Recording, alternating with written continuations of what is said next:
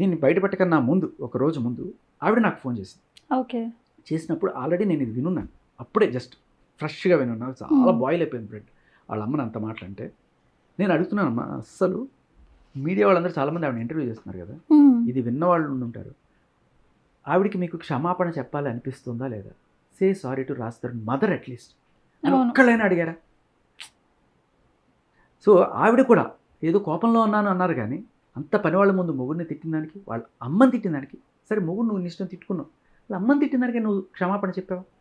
చెప్పలా. చెప్పకపోగా అడిగిన నా మీద కేసులు, అడ్డమైన కేసులు, ఎవరెవరినో పట్టుకొస్తారు. డ్రగ్ మాఫియా మామూలుగా లేదు, అది ఇన్ఫ్లుయెన్స్లు అన్ని వాడు నా మీద కేసులు పెడతారు. ఇప్పుడు మీ మీద కూడా పెడతా అంటుంది కదా సార్ కేసు, పెడుతుందంట ఈ రోజు. మరి ఏంటి పరిస్థితి?